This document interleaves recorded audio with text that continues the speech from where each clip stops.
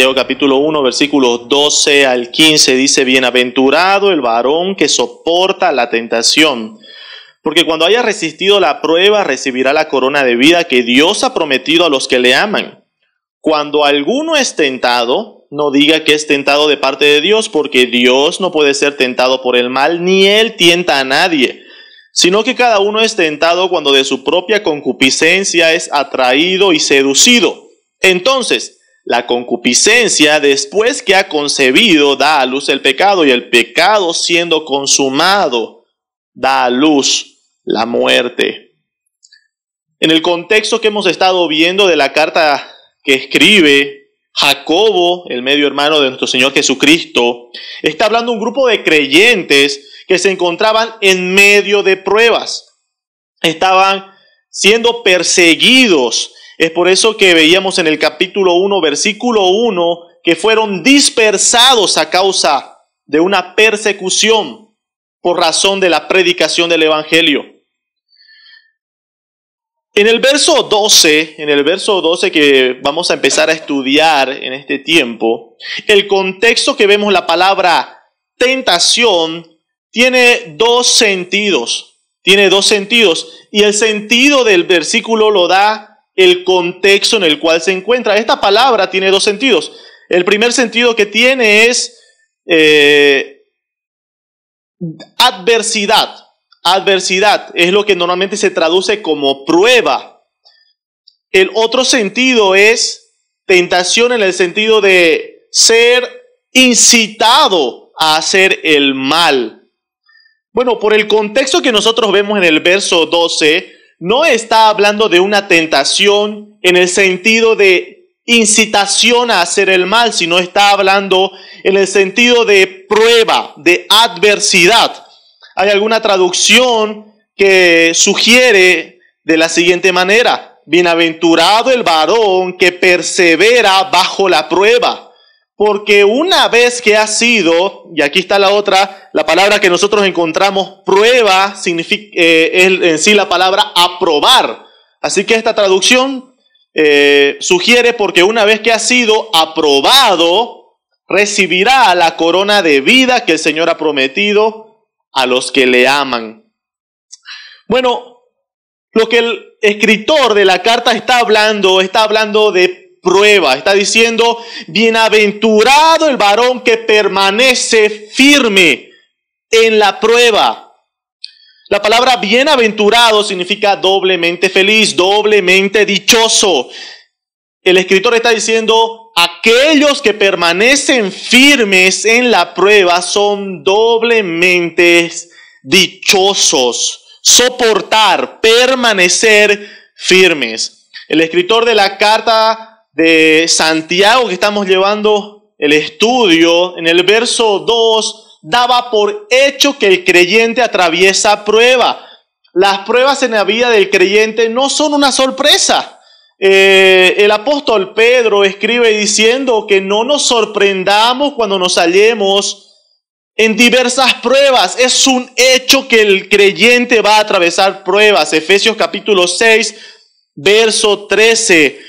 Nos habla de que el día malo es un hecho en la vida del creyente. Todos vamos a atravesar pruebas. Algún momento de nuestra vida nos va a llegar el día malo.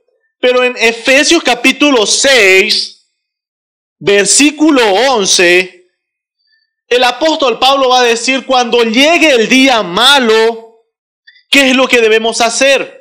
¿Cuál es el propósito? ¿Cuál debe ser el final en la vida del creyente del día malo? Versículo 11 empieza diciendo: vestidos de toda la armadura de Dios, para que podáis estar firmes contra las acechanzas del diablo. Versículo 13, por tanto, tomad toda la armadura de Dios para que podáis resistir en el día malo, y habiendo acabado todo, estar firmes. Así como el día malo, así como la prueba en la vida del creyente es un hecho, el llamado que tiene todo creyente en la prueba es de permanecer firmes, es de poder estar firmes. La pregunta es: ¿cómo podemos estar firmes cuando nos toque, cuando tengamos que atravesar pruebas, cuando nos toque estar en el día malo.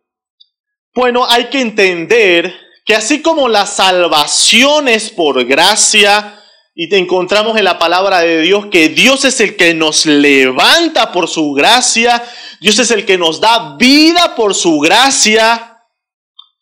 Bueno, también por la misma gracia que hemos sido levantados, es la misma gracia de nuestro Dios la que nos sostiene. Es nuestro Dios el que nos sostiene. Isaías en el capítulo 41, verso 13, le dice, porque yo, Jehová, soy tu Dios, quien te sostiene de tu mano derecha. Nuestro Dios es el que nos levanta y nuestro Dios es el que nos sostiene. Es imposible pensar que nosotros podemos permanecer firmes alejados de Dios. Dios es el único que puede sostenernos. ¿Qué significa esto? Que nuestra firmeza espiritual no está en nosotros. No hay nada en nosotros como seres humanos en lo cual nosotros podamos decir que nuestra firmeza depende y radica en nuestra capacidad. Vamos a ver algunos elementos que Dios ha provisto para la firmeza del creyente. Primero, el Espíritu Santo. Efesios capítulo 4, versículos 24 al 30. Y vestidos del nuevo hombre, creado según Dios en justicia y santidad de la verdad. Por lo cual, desechando la mentira, hablad verdad cada uno con su prójimo, porque somos miembros los unos de los otros. Airaos, pero no pequéis, no se ponga el sol sobre vuestro enojo, ni deis lugar al diablo. El que hurtaba no hurte más, sino trabaje haciendo con sus manos lo que es bueno, para que tenga que compartir con el que padece necesidad. Ninguna palabra corrompida salga de vuestra boca, sino la que sea buena para la necesaria edificación, a fin de dar gracia a los oyentes. Y no contristéis al Espíritu Santo de Dios, con el cual fuisteis sellados para el día de la redención. Bueno, el contexto en el cual está hablando Pablo es de creyentes que estaban viviendo una vida no agradable al Señor. Y les dice que tenemos que ser vestidos del nuevo hombre. Que para que nosotros podamos reflejar y vivir una vida conforme a lo que Dios ha establecido, Dios nos ha sellado con su Espíritu. Pero para que esa obra sea manifiesta en nuestra vida, dice, no contristéis al Espíritu Santo de Dios. Dios nos ha dado su Espíritu para que nosotros podamos vivir una vida que agrade a Dios en todos los ámbitos de nuestra vida. Cuando nos hallamos en momentos de calma, como cuando nos hallamos en momentos de adversidad. El Espíritu Santo es el único que permite que un ser humano pueda intentar agradar a Dios. En Hechos capítulo 4 encontramos un contexto de persecución. Los creyentes ya estaban siendo amedrentados para no predicar el evangelio de nuestro Señor Jesucristo. En el verso 18 al 20, los judíos llaman a Pedro y Juan y llamándolos les intimaron que en ninguna manera hablasen ni enseñasen en el nombre de Jesús. ¿Cuál fue la respuesta de ellos?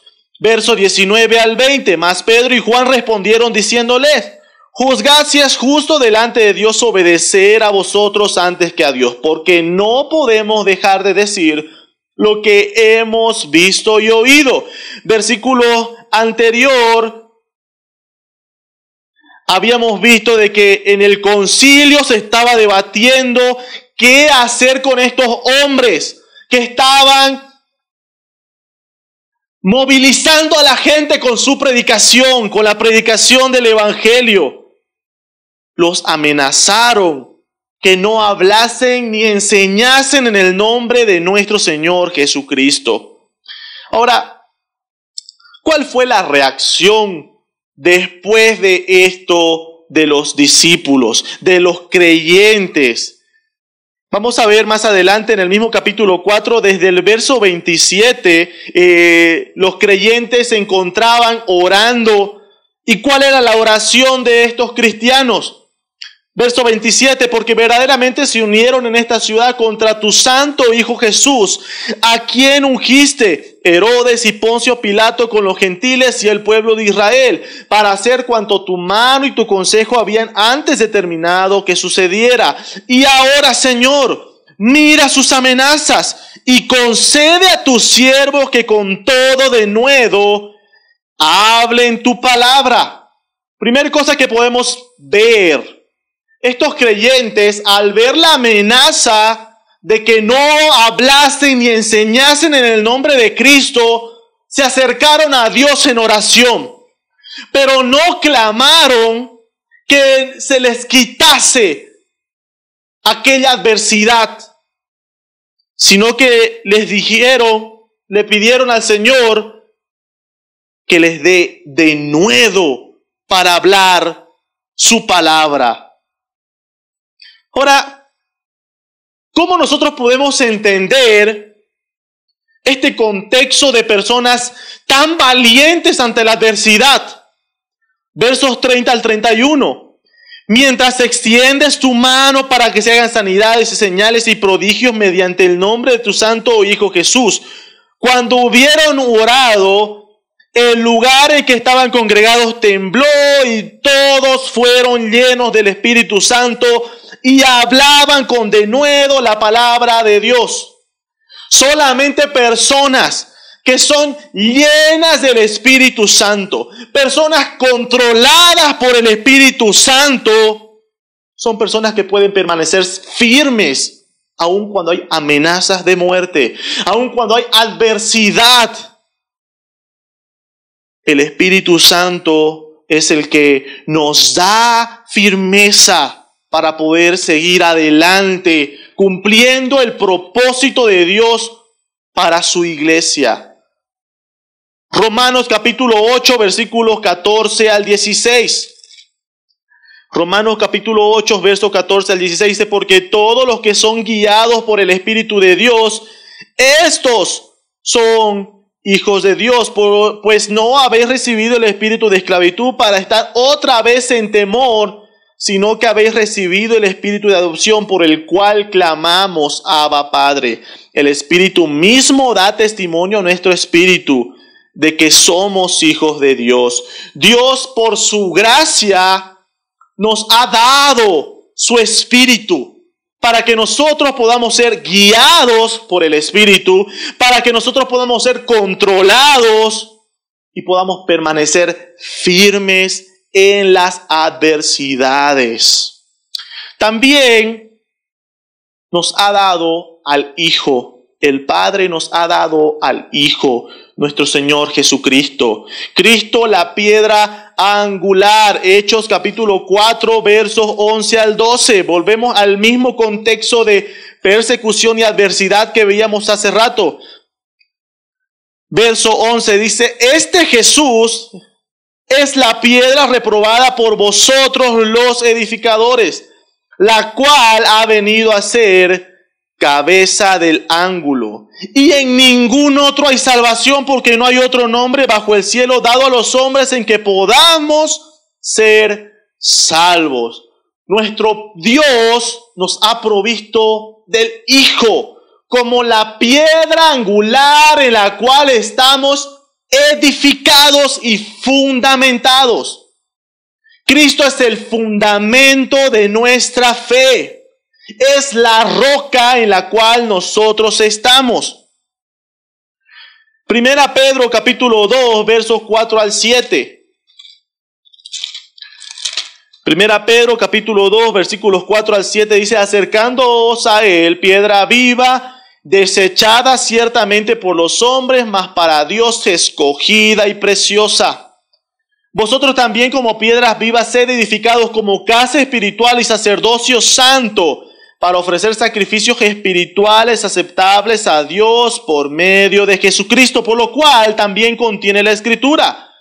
He aquí pongo en Sión la principal piedra del ángulo, escogida, preciosa, y el que creyere en él no será avergonzado. Para vosotros pues lo que creéis, él es precioso, pero para los que no creen, la piedra que los edificadores desecharon ha venido a ser la cabeza del ángulo.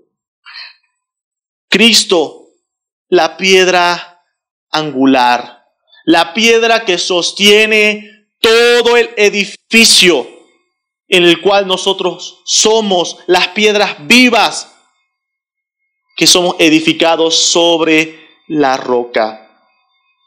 Me encantan varios salmos donde se lo presenta a Dios como la roca. El Salmo 62, desde el versículo 1 al 2, dice: en Dios solamente está callada mi alma, de Él viene mi salvación. Él solamente es mi roca y mi salvación. Queridos hermanos, nuestro Señor Jesucristo es la roca en la cual nosotros estamos fundamentados, en la cual nosotros estamos puestos y edificados. Cuando nosotros atravesamos pruebas, si nosotros no estamos sobre la roca, no hay superficie en la cual nosotros podamos estar firmes. Siempre me gusta hacer la ilustración de que una persona puede estar firme en base a la superficie en la cual se encuentra. Si nosotros nos vamos y queremos pararnos sobre las aguas, no vamos a poder porque no es una superficie firme. Vamos a un lugar donde encontramos mucho lodo y intentamos estar de pie, pero no vamos a poder estar firmes. ¿Por qué? Porque la superficie no es firme. No importa cuán fuerte creamos ser, si la superficie no es firme, no vamos a poder estar de pie. Queridos hermanos, ¿qué es lo que da seguridad a nuestra vida? ¿Y qué es lo que permite que nosotros podamos estar firmes en las adversidades? Es que estamos sobre la roca. Cristo, la superficie firme, el fundamento de nuestra fe. En 1 Corintios, capítulo 3. El apóstol Pablo dice en el verso 11, porque nadie puede poner otro fundamento que el que está puesto, el cual es Jesucristo. Nuestro Señor Jesucristo es el fundamento. Él es la base. Ahí es donde nosotros estamos parados. Y si estamos parados en Cristo, podemos estar firmes. Dios nos ha provisto del Espíritu Santo, que nos guía, que nos consuela, nos fortalece y nos da de nuevo para poder continuar y permanecer firmes. El Padre nos ha provisto del Hijo, nuestro Señor Jesucristo, el fundamento de nuestra fe, la roca en la cual nosotros estamos edificados para poder permanecer firmes. Pero Dios nos ha dado también medios de gracia para que nosotros podamos permanecer firmes. Efesios capítulo 6, pasaje que leíamos anteriormente. Efesios capítulo 6, Dios nos ha provisto de su armadura, de la armadura de Dios. Verso 11 en adelante dice: vestidos de toda la armadura de Dios para que podáis estar firmes contra las acechanzas del diablo. Porque no tenemos lucha contra sangre y carne, sino contra principados, contra potestades, contra los gobernadores de las tinieblas de este siglo, contra huestes espirituales de maldad en las regiones celestes. Por tanto, tomad toda la armadura de Dios para que podáis resistir en el día malo, y habiendo acabado todo, estar firmes. Estad pues firmes, ceñidos vuestros lomos con la verdad, la corona de justicia, calzado con el evangelio, la fe, la salvación, la palabra de Dios, la oración. Queridos hermanos, todos estos elementos Dios nos ha provisto para que nosotros podamos asirnos, agarrarnos de ellos y poder permanecer firmes. Hoy no vamos a estudiar la armadura de Dios, así que solo los mencionamos como aquellos elementos que Dios nos ha provisto por su gracia para agarrarnos de ellos y poder permanecer firmes. Verso 12 de Santiago capítulo 1, seguimos viendo, dice, bienaventurado el varón que soporta la tentación. Está diciendo que doblemente dichoso, doblemente feliz aquel varón que puede permanecer firme en la prueba. Porque cuando haya resistido la prueba, cuando haya aprobado, recibirá la corona de vida que Dios ha prometido a los que le aman. Dios, por su gracia, nos promete un premios. Es algo interesante y es algo impresionante ver de que nosotros no merecemos nada, pero Dios por su gracia nos salva. Y eso ya debería ser suficiente para nosotros. Pero aún esa sobreabundante gracia de Dios nos dice que Él nos prepara recompensas para los creyentes. La palabra corona que encontramos acá se refiere al premio que recibían los atletas en los juegos. Eran esos tipos enramadas que se les colocaba a los ganadores de los juegos, a los atletas. Hay que hacer una aclaración. Cuando habla de corona de vida, no está hablando de salvación, no está hablando de que si tú sufres, si tú atraviesas una adversidad, tu recompensa es la vida eterna. No está hablando de que uno puede ganarse la salvación mediante un sufrimiento, sino que la salvación es meramente por la gracia de nuestro Señor Jesucristo, ofrecida mediante la fe para todo aquel que cree en Él. Así que lo que está hablando es de una recompensa para los creyentes. Es algo que encontramos en varios pasajes. En 2 Timoteo capítulo 4, verso 8, el apóstol Pablo escribe diciendo: por lo demás me está guardada la corona de justicia, la cual me dará el Señor juez justo en aquel día, y no solo a mí, sino también a todos los que aman su venida. Hay una recompensa, dice el apóstol Pablo, que le está siendo guardada. No solo a él, sino a todos los que aman su venida, la corona de justicia. Sí, una recompensa. También en 1 Pedro capítulo 5, versículo 4, el apóstol Pedro dice: y cuando aparezca el príncipe de los pastores, vosotros recibiréis la corona incorruptible de gloria. Una recompensa.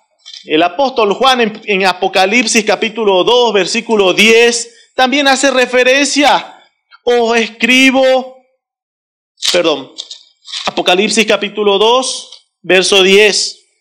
No temas en nada lo que vas a padecer. He aquí el diablo echará a alguno de vosotros en la cárcel para que seáis probados y tendréis tribulación por 10 días.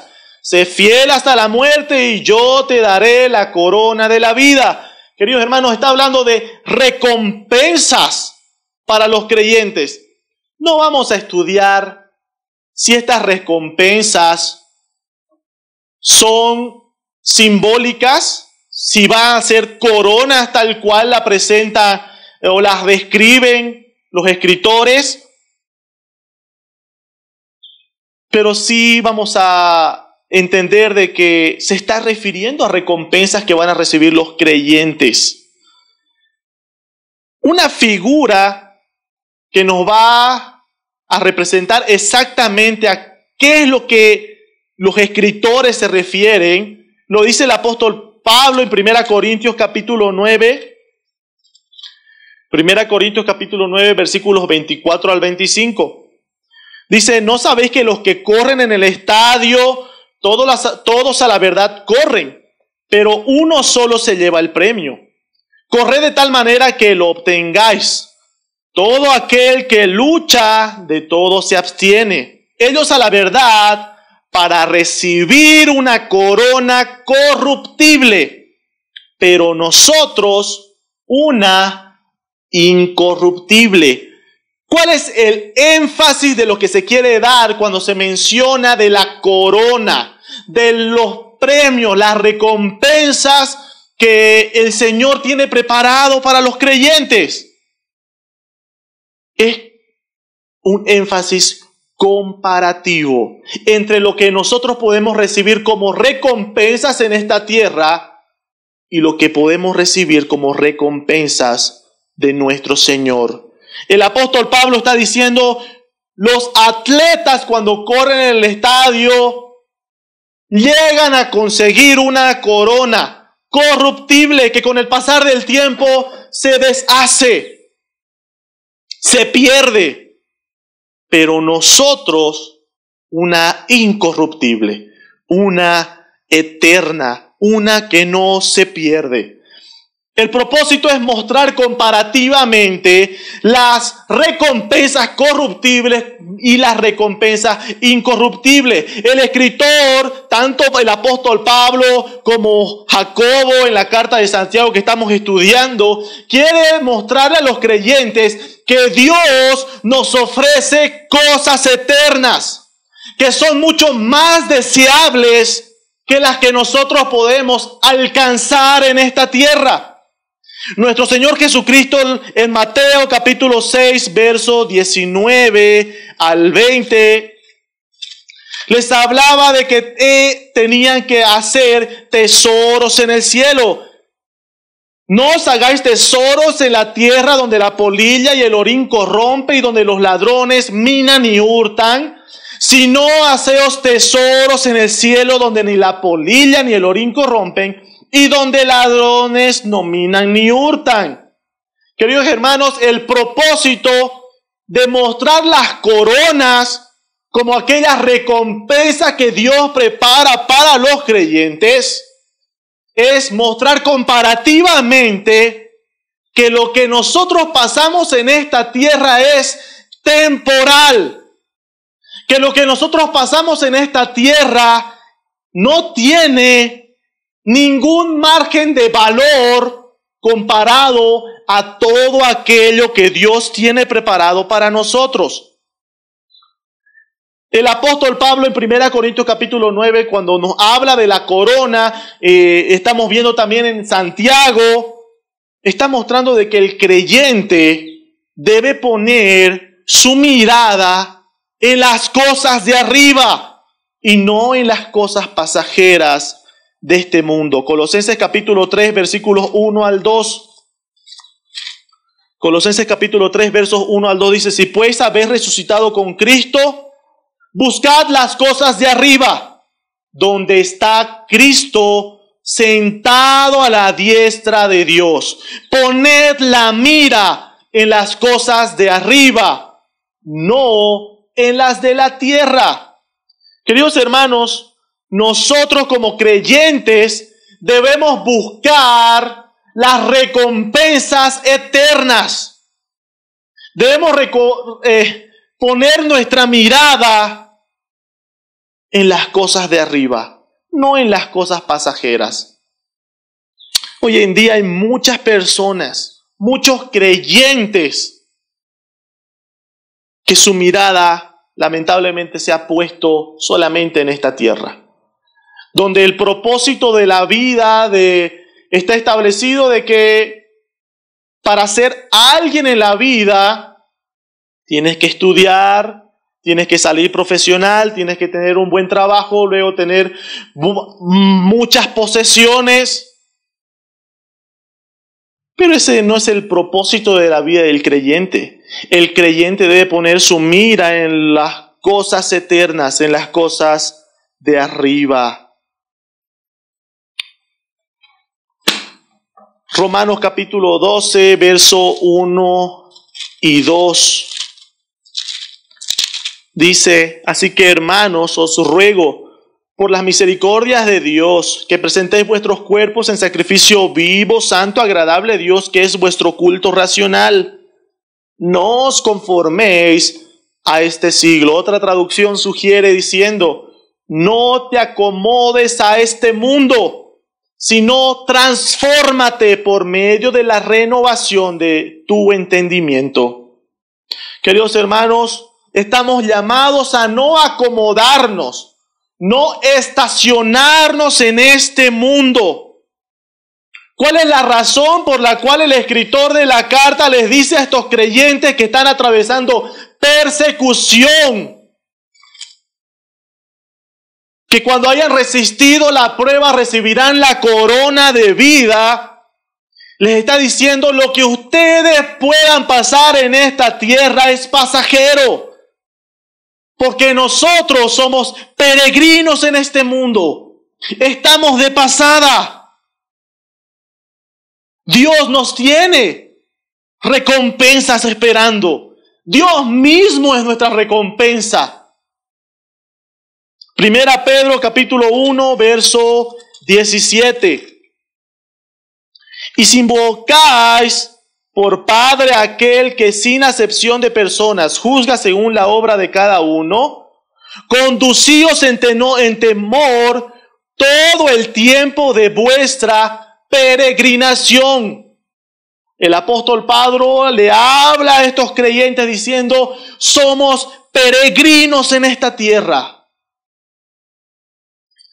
Nuestro Señor Jesucristo en Juan capítulo 17, verso 16, le dice a sus discípulos, dice de sus discípulos, no son del mundo, como tampoco yo soy del mundo.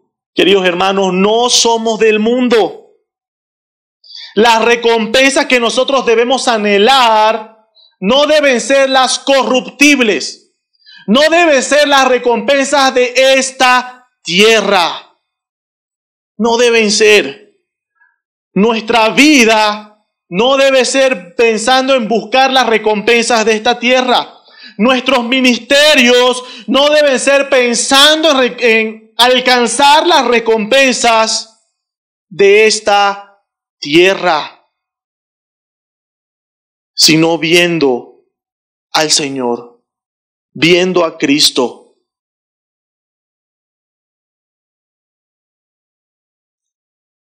No te acomodes. Doblemente dichoso, doblemente feliz el varón que permanece firme en la prueba. ¿Cuál es la razón por la que somos doblemente felices? Doblemente dichosos. Porque Dios tiene preparado recompensas para los creyentes eternas. No nos promete riquezas en este mundo, no nos promete una estabilidad, no nos promete que vamos a estar tranquilos en esta tierra, sino que nos promete algo mucho mayor, algo eterno. En Hebreos capítulo 11, se lee una lista larga de personajes bíblicos que vieron cómo Dios obró en cada uno de ellos, haciendo cosas maravillosas, desde Abraham, Noé, Moisés. Pero del verso 36 del capítulo 11 de Hebreos, muestra a un grupo que dice, otros experimentaron vituperios y azotes, y además de esto, prisiones y cárceles. Fueron apedreados, aserrados, puestos a prueba, muertos a filo de espada, anduvieron de acá para allá cubiertos de pieles de ovejas y de cabras, pobres, angustiados, maltratados. Queridos hermanos, hoy en día corre por el mundo un evangelio falso de la prosperidad donde dice que el creyente, el que es hijo de Dios, no puede ser pobre. ¿Por qué? Porque es hijo del Rey. Que no puede atravesar dificultad ni enfermedad. ¿Por qué? Porque nuestro Dios ya pagó por todo. Pero este grupo del que habla Hebreos capítulo 11, esos otros que experimentaron todo tipo de sufrimiento, eran creyentes. Eran creyentes como tú y como yo. ¿Qué te hace pensar que nosotros somos distintos? Que nosotros, que la iglesia del siglo XXI no va a atravesar lo que ellos atravesaron. Versículo 39. Todos estos, aunque alcanzaron buen testimonio mediante la fe, no recibieron lo prometido. ¿De qué está hablando? Está hablando que mientras estuvieron en la tierra, no vieron nada. Pero el verso 40 dice, proveyendo Dios alguna cosa mejor para nosotros. Queridos hermanos, nada de lo que nosotros pudiésemos llegar a recibir en esta tierra se compara a aquello que Dios proveyó para nosotros, que es muchísimo mejor, muchísimo mejor. La mira en las cosas de arriba. Vamos a pasar a nuestro segundo punto. Volvemos a Santiago capítulo 1. Santiago capítulo 1, hemos visto el versículo 12 donde dice, bienaventurado el varón que soporta la tentación, porque cuando haya resistido la prueba recibirá la corona de vida que Dios ha prometido a los que le aman. Decíamos que la palabra tentación que se menciona en el verso 12 se refiere con el sentido de adversidad, prueba. Pero en el verso 13, cuando dice, cuando alguno es tentado, no diga que es tentado de parte de Dios, está con el sentido de incitar o provocar para hacer el mal. Es por eso que dice, cuando alguno es provocado a hacer el mal, no diga que es provocado a hacer el mal de parte de Dios, porque Dios no puede ser tentado por el mal, ni Él tienta a nadie, ni Él provoca a nadie a hacer el mal. Vamos a ver un primer inciso para poder entender este versículo. Dios no tienta a nadie. La palabra tentación significa provocación para hacer el mal. Queridos hermanos, siendo Dios un Dios santo, Él no puede tentar, no puede incitar a nadie a hacer el mal. Creo que tenemos un mal concepto de lo que significa la santidad de Dios. El hecho cuando nosotros vemos que Dios es santo, significa que Dios no solamente no puede estar cerca del mal o cerca del pecado, sino que Dios aborrece el mal, aborrece el pecado. ¿Cómo Dios, un Dios santo, un Dios que aborrece el pecado, podría incitar a alguien a hacer el mal? Ahora, uno dice, pero eso es obvio. ¿Cómo puede ser que sea necesaria la aclaración? ¿Cómo puede ser necesario que podamos explicar que Dios nunca va a incitar a alguien a hacer el mal? Bueno, el propósito de lo que el escritor quiere hacer es que entendamos que Dios no tiene la culpa de nuestras decisiones.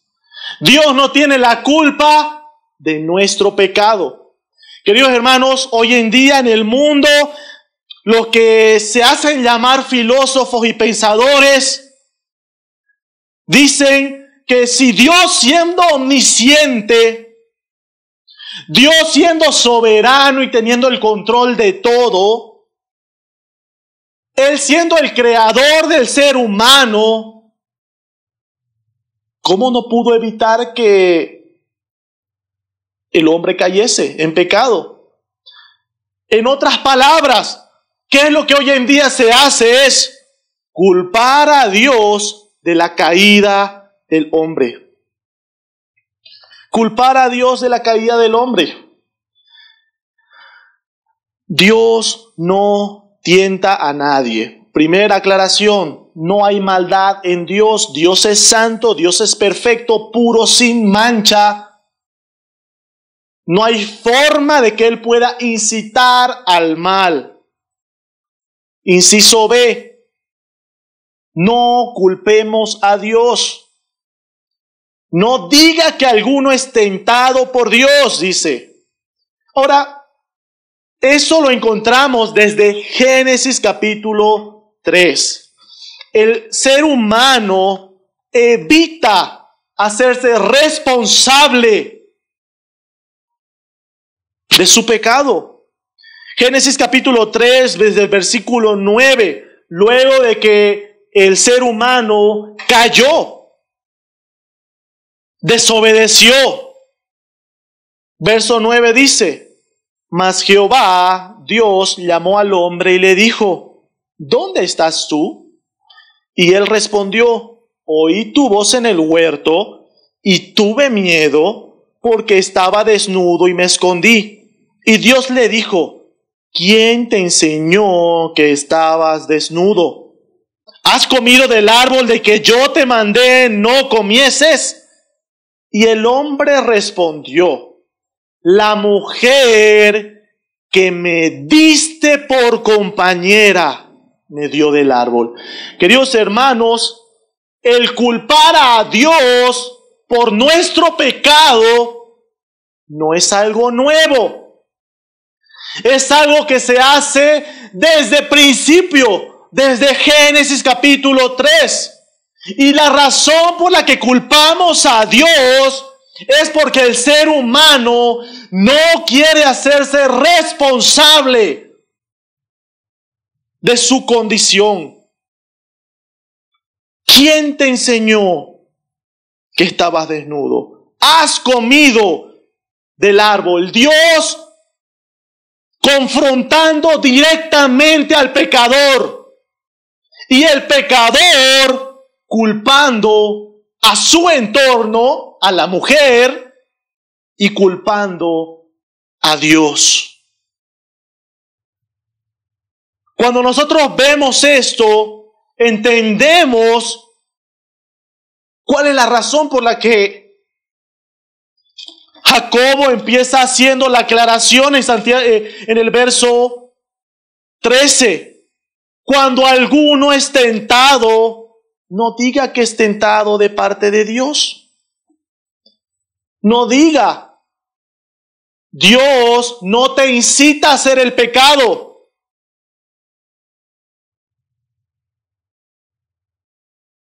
No culpemos a Dios. Verso 14 explica la razón. Sino que cada uno es tentado cuando de su propia concupiscencia es atraído y seducido. Somos atraídos por nuestra propia concupiscencia. ¿Qué significa la palabra concupiscencia? Significa deseo por lo prohibido. El escritor de la carta está diciendo, si alguno es tentado, no culpe a Dios. ¿Por qué? Porque el culpable de ser tentado y el culpable de caer en la tentación es el hombre. Porque el problema está en nosotros. El problema está en nosotros. Mateo capítulo 15, verso 11 al 20, nuestro Señor Jesucristo les habla a los fariseos diciendo, no lo que entra en la boca contamina al hombre, mas lo que sale de la boca, esto contamina al hombre. Entonces, acercándose sus discípulos, le dijeron, ¿sabéis que los fariseos se ofendieron cuando oyeron esta palabra? Entonces, él dijo, toda planta que no plantó mi Padre Celestial será desarraigada. Dejadlos, son ciegos, guías de ciegos. Y si el ciego guiare al ciego, ambos caerán en el pozo. Verso 17. ¿No entendéis que todo lo que entra en la boca va al vientre y es echado en la letrina? Pero lo que sale de la boca, del corazón sale, y esto contamina al hombre, porque del corazón salen los malos pensamientos, los homicidios, los adulterios, las fornicaciones, los hurtos, los falsos testimonios, las blasfemias. Estas cosas son las que contaminan al hombre. Queridos hermanos, ¿cuál es el problema con respecto a la tentación y al pecado? El problema es el corazón del hombre. El problema está en nosotros. Un escritor inglés llamado Chesterton, en el año 1910, le hicieron una entrevista porque él promocionó un libro que llevaba por título ¿Qué es lo malo del mundo? Cuando le hicieron la entrevista, le preguntaron, señor Chesterton, ¿qué es lo malo del mundo? Y él le dijo, estimados señores, soy yo. Yo soy lo malo del mundo. Nosotros somos el problema.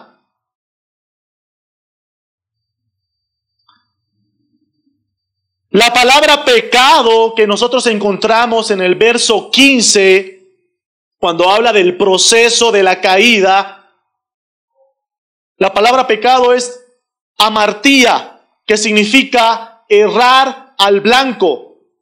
Muchos han pensado que el blanco, errarle al blanco, el blanco al que se refiere es la ley de Dios. Pero no es así. Es Dios mismo. El pecado significa que estamos apartados completamente de Dios. Estamos apartados, separados completamente de Dios. Es por eso que el problema no está en el entorno. Hace un par de años nos invitaron a mí y a mi hermano a poder dar un taller sobre redes sociales y era dar sobre el peligro de las redes sociales. Queridos hermanos, ¿cuál es el peligro de las redes sociales? ¿Cuál es el peligro de la internet? Somos nosotros el peligro. Es el corazón pecaminoso del hombre el peligro. Martín Lutero tenía la lucha. Todos los días él cuenta en una de las publicaciones que se tiene sobre testimonios de su vida. Y él dice que se confesaba varias veces a diario. ¿Por qué? Porque él decía, siento que todo el tiempo estoy pecando. Así que él se confesaba con los sacerdotes todos los días y se confesaba varias veces en un solo día. Incluso dice que cada vez que se confesaba tardaba 6 horas aproximadamente, porque él quería ser lo más detallista posible. Pero se daba cuenta de que al terminar su confesión e irse, se daba cuenta que ya tenía aún más cosas para seguir confesando.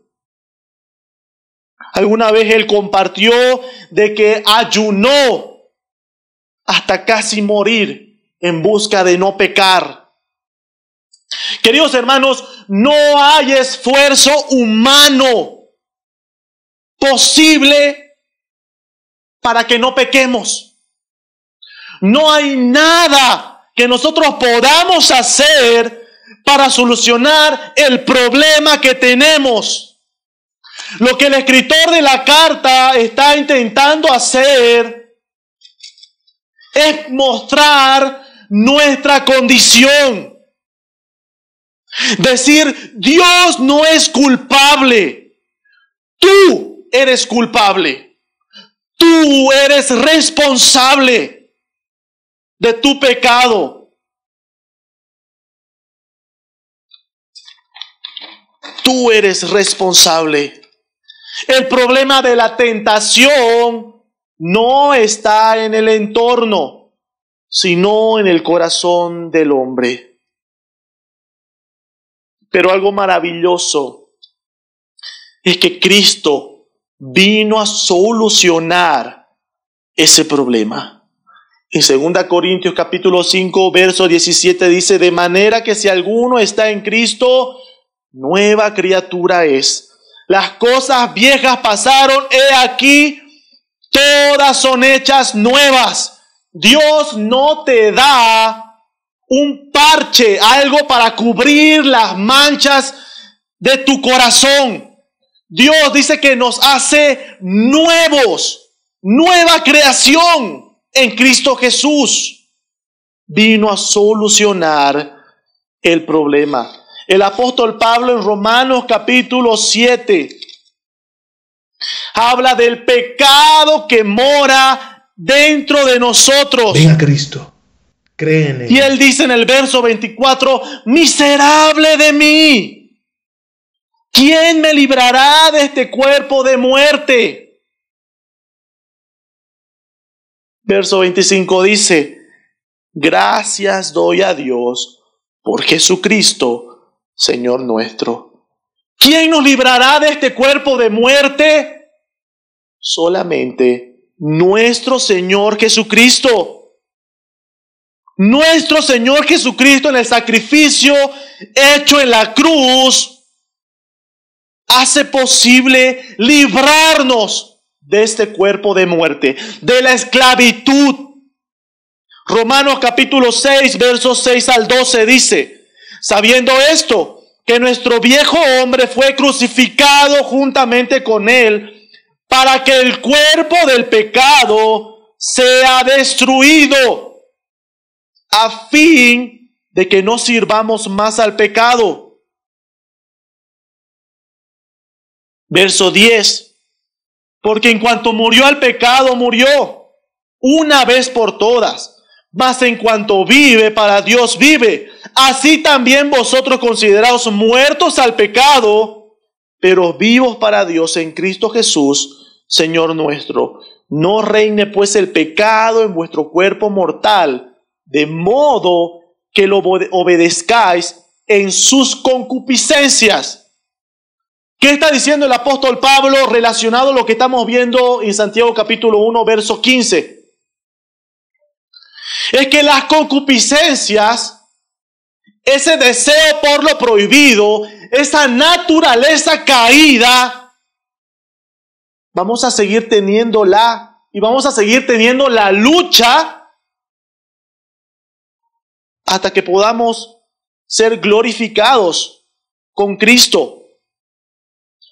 Pero lo que Él está diciendo es que Cristo hizo que seamos liberados de la esclavitud para que ya no reine el pecado en nosotros. Queridos hermanos, el problema con la tentación en la vida del creyente no es falta de conocimiento, sino de obediencia. El apóstol Pablo dice que Cristo nos liberó de la esclavitud del pecado para que ya no obedezcamos a los deseos prohibidos, a los deseos pecaminosos que tenemos. Es por eso que el mismo escritor de la carta que estamos estudiando en el capítulo 4, Santiago capítulo 4, dice en el verso 7, someteos pues a Dios, resistid al diablo y huirá de vosotros. ¿Cuál es la forma en la cual nosotros podemos resistir la tentación? ¿Cuál es la forma en la cual nosotros podemos, a través de lo que Cristo nos libró de la esclavitud del pecado, no ser seducido y atraído por esas concupiscencias? Es cuando nosotros nos sometemos a Dios. ¿Qué significa la palabra someterse? Significa ponerse en completa disposición y obediencia. Queridos hermanos, nuestro Señor Jesucristo triunfó en la cruz. Escuchaba a un hermano que presentaba la condición del creyente de la siguiente manera en la lucha espiritual. Un inconverso en relación al pecado está en una lucha que no puede ganar. Pero el creyente que tiene el Espíritu de Dios en sí, el creyente que ha sido hecho una nueva criatura en Cristo Jesús mediante la fe, está en una lucha que no puede perder. No puede perder. Pueden haber tropiezos, pero no puede perder, porque Cristo ya venció. Cristo ya venció. Algunas conclusiones en esta mañana. Número 1, el creyente va a atravesar pruebas y el llamado que nos hace Dios es a permanecer firmes. Número 2, la firmeza no está en nosotros, sino está en aquellos medios de gracia que Dios nos provee para poder permanecer firmes. Número 3, Dios en su sobreabundante gracia nos promete una recompensa eterna. Así que no miremos las cosas de este mundo, sino las venideras en Cristo Jesús. Número 4, Dios es santo, no hay maldad en Él. Cuando pecamos, los únicos responsables somos nosotros. Cuando nosotros hemos sido tentados, seducidos por nuestra propia concupiscencia, los únicos responsables somos nosotros. Queridos hermanos, no descuidemos nuestra vida espiritual. No descuidemos nuestra vida espiritual. Someteos pues a Dios, resistid al diablo y él huirá de vosotros. No demos lugar a nuestra carne. Y por último, el problema de todo está en nosotros mismos. Pero Cristo vino a saldar esa deuda y liberarnos de la esclavitud del pecado para que el pecado ya no reine sobre nosotros. Oremos.